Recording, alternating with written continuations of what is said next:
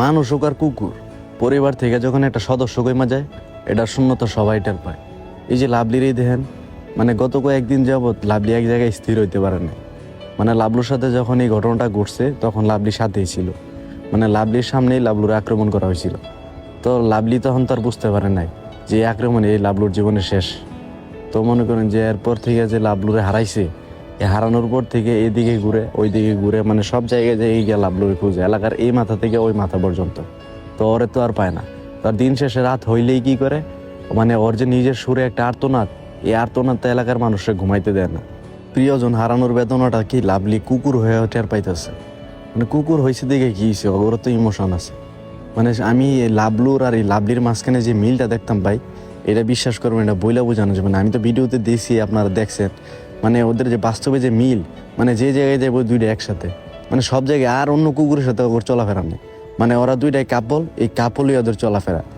আর এর মাঝে আল্লাহ দুইটা পোলা দিছিল লাভলুরে, তো মিলে একটা সুখী পরিবারের মাঝখান থেকে একটা পোলা মারা গেছে, অসুস্থই মারা গেছে। ওইটা মারা যাওয়ার পরে মনে করেন যে এই পোলাটি ঠিক আছিল।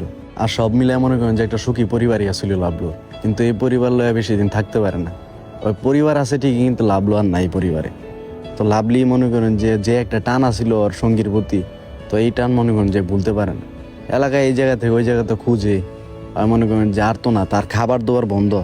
এই যে লাভলিরে খাবার দিই, ঘটনার পর থেকে ওরা খাবার দিলে কি করে, খাবারও খাইতে হয় না। মানে মানুষ দেখলে ভয় পায়, ভয় কাজ করে ওর মধ্যে, মানে খাইতেও আসে না। আজকে কীভাবে জানি ওর পুলারে নিয়ে বাইরেছে, তো আজকে একটু মুডটা একটু ফ্রেশ হয়েছে, মানে লগে সন্তান আছে, একটা ভরসা আছে, যার কারণে এই সন্তানের লইয়া যে খাবার খাইতেছে, মানে একটা জিনিস আজকে একটু ভালো লাগছে। আর লাভলিরে দেখে খারাপ লাগে কি লেগে, ওই তো আর বুঝে না যে লাভলু মরে গেছে।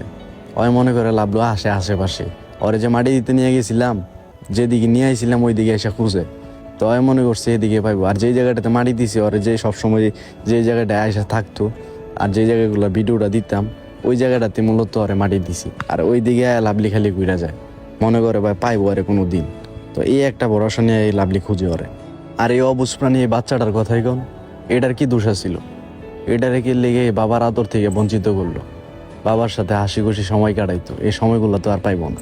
আর এই লাভলুর পোলাটার চোখে যে মায়া ভাই, এটা ভাই ওর যে কেউ দেখলে ওর মায়া পড়ে যাবে। মানে ওর চোখের মধ্যেই মায়া, লাভলুর পোলা বলে কথা, যে লাভলুর চোখে ওদের দেখছিলেন যে কি মায়া, সেম মনে করেন যে এটার চোখের মধ্যে একটা মায়া আছে আলাদা। আর লাভলি হয়তো বা দূর থেকে তাকায় দেখে কইতাছে মনে মনে যে তোর বাপেও মানুষের খুব বিশ্বাস করতো, এই বিশ্বাসের কারণে দুনিয়াতে টিকতে পারে না।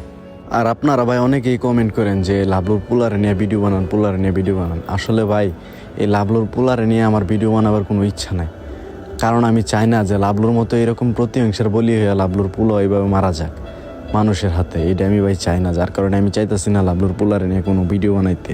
আর এই লাভলুর পোলারে মূলত আমাদের এলাকারই এক কাকা পালে, খুবই যত্ন করে ওরে পালে, মানে খুবই আদর যত্নের সহিত ওরে পালতাছে। তো দোয়া করবেন যাতে এই লাভলুর পোলা যাতে ভালো থাকতে পারে, মানে যাতে এই পৃথিবীতে, নিষ্ঠুর পৃথিবীতে যাতে একটু ভালোভাবে বাইচা যাইতে পারে, এইটাই দোয়া করবেন।